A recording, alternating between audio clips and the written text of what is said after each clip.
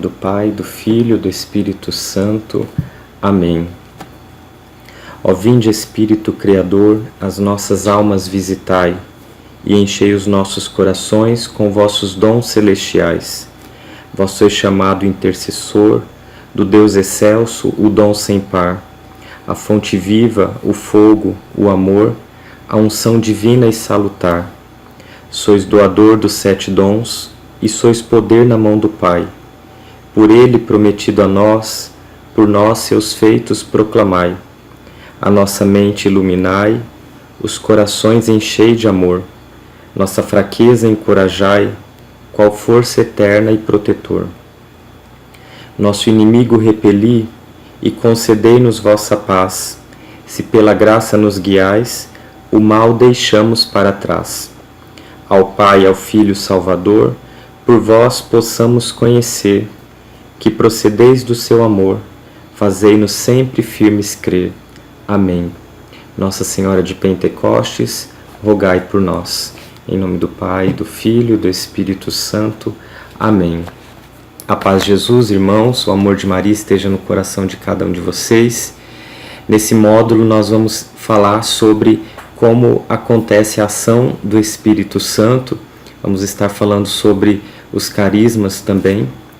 E nesse primeiro vídeo, nessa primeira reflexão, eu quero compartilhar com vocês sobre algo muito importante, tem uma relevância muito grande para nós, principalmente na renovação carismática católica. Falando de como acontece o agir do Espírito, me veio a inspiração de por que não compartilharmos sobre o livro A Cruz e o Punhal, não é mesmo? Não sei se todos vocês conhecem, mas a importância desse livro nos primórdios da renovação carismática católica. Ele é um livro que teve sua edição brasileira, publicada recentemente, com a apresentação de Dom Alberto Taveira e o prefácio da Pat Mansfield, que é uma das pioneiras da renovação carismática católica.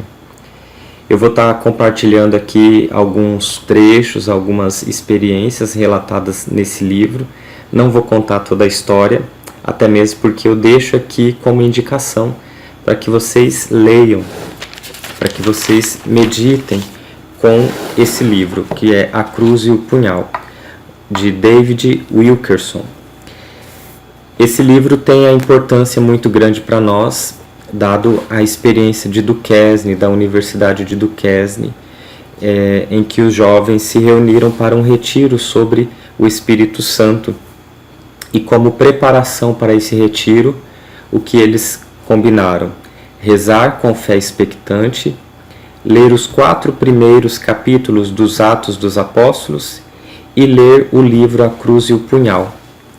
Então, é um livro que trata realmente de um testemunho de um homem, um pastor, que conhecia Deus, não é mesmo? Pelos relatos, é um livro testemunhal, demonstra como esse homem tinha intimidade com Deus, com a pessoa do Espírito Santo. Então, ele precisa causar em nós esta fome e sede de ter também um relacionamento com Deus, com essa intimidade. E é importante dizer, como está escrito em João 3,34, Ele dá o Espírito sem medida. Por isso nós já iniciamos essas reflexões, falando sobre o agir do Espírito Santo, crendo e tomando posse desta palavra, que o Senhor dá o seu Espírito sem medida. Aqueles que o querem, aqueles que o desejam, aqueles que o pedem.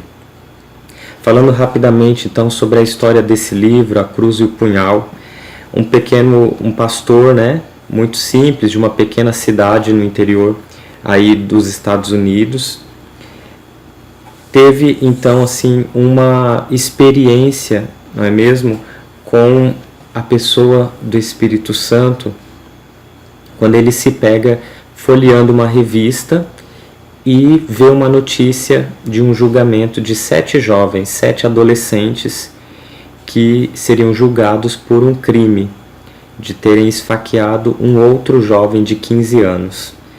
Só que, olhando aquela revista, olhando aquela notícia, esse pastor, o David, ele ficou profundamente tocado com o retrato daqueles jovens.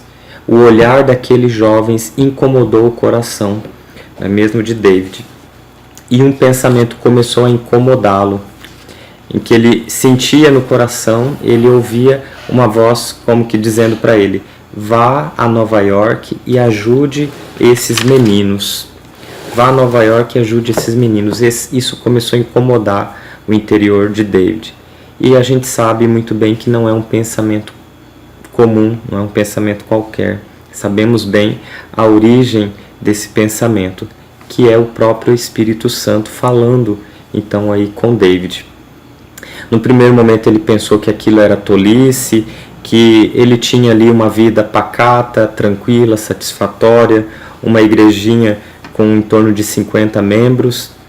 E é interessante quando ele narra, inclusive, a chegada, ele, a esposa, naquele local, e o local não tinha estrutura, tinha muitas baratas, cita no livro também, e eles ficaram assim indecisos, na verdade, receosos, a esposa principalmente, diante daquela falta de estrutura.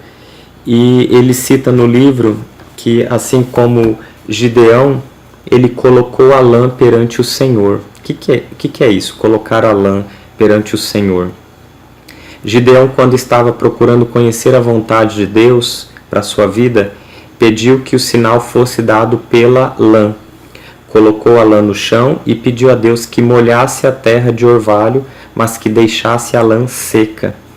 De manhã, Gideão constatou que a terra estava toda molhada, mas a lã permanecia seca. Deus lhe dera um sinal. Então, David também com a sua esposa fizeram essa mesma prática, pedindo um sinal de Deus sobre se era para eles estarem ali naquele local.